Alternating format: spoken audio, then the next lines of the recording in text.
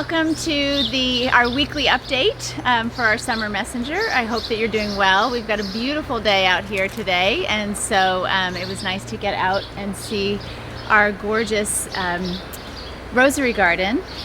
We miss seeing everyone up here. It's very quiet, and this is a space that brings everyone so much joy, so we can't wait till we're all back here together to enjoy it together. But I did want to update you on some of the things over the last week that we're working on in terms of school reopening this fall. The task force continues to meet multiple times a week, working hard on all the various pieces of what that reopening can and will look like.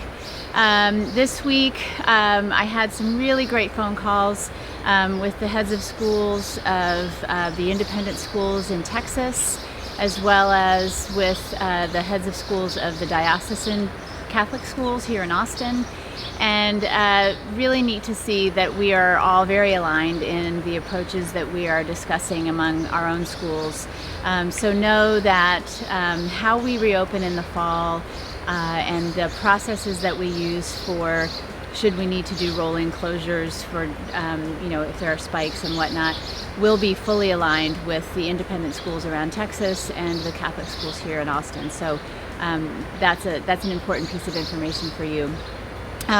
Additionally, this week, last week I had told you to expect that the Texas Education Agency was going to come out with their first look at what they are recommending for fall school reopening. And that day came and went this week, and they have delayed that announcement until next week. So we are looking to hear from TEA next week, and hopefully to give us more guidance on what the state will be doing and state guidelines. In the meantime, a couple of more things that we have finalized here on our campus are lunches for next year. Our lower school will be eating lunches in their classrooms, and the lunches will be delivered to their classrooms. We will still be providing an option for families to buy lunch. So if you have availed yourself of that in the past, know that that will still be an option. They will be boxed individually, and the options might be a little bit different just for ease of delivery, but that will still be there. Or of course the children can bring their lunch. So lower school will be eating in their classrooms. Middle school will therefore be able to socially distance within the cafeteria and have a process that is safe for those kiddos. So that's something that we'll send even more detail out as we get closer.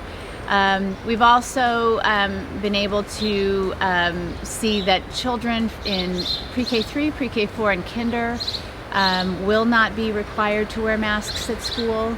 Of course, if you're a family that would like your child to wear a mask at school next year and they are in those grades, by all means, of course, please send them, but they will not be required. Children first grade on up, when not socially distanced in the classrooms, will have masks that we'll be asking families to send from home.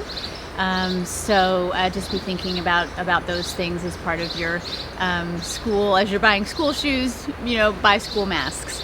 In addition to that, we have, like I said last week, have made some decisions on carpool and things like that. We'll get those details to you as we get closer.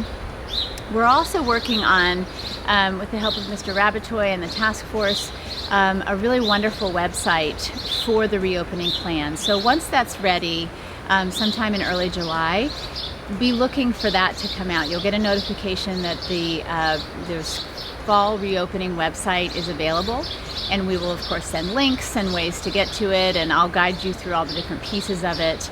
But that's going to be a really important resource for you to look at all of the different options and possibilities, whether you're a family that, which we're hearing from you all and have heard through the spring, most of our families are really excited to come back. We, of course, there are some of you that are more anxious or have underlying conditions that you need to care for. There will be options for those families as well. So that will be in that website, as well as all the details around lunches and carpools and athletics and after school, the education plans for lower and middle school. What will a daily schedule look like? What will it look like if we need to move from being on campus to off campus for a week or two for whatever reason. All of those things will be decided on and included in that website when that's ready to come out. So please be looking for that. We're very, very excited about that communication. Finally, today is Mr. McKenna's last day with us here on campus. He and his family, as you know, will be moving to Wisconsin to begin their new adventure up there.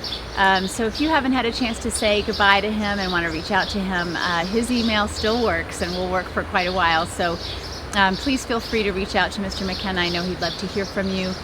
He's going to be very missed by all of us here on campus, and so we wish him and his family the very best, and good health and safe travels, and a really enjoyable time in Wisconsin. That's it for this week from campus, and we miss you very much. Can't wait to see you again, and I will see you next week with more updates, and hopefully the TEA will come out with theirs and we can guide you through those pieces. But for now, have a great weekend and go Sabres!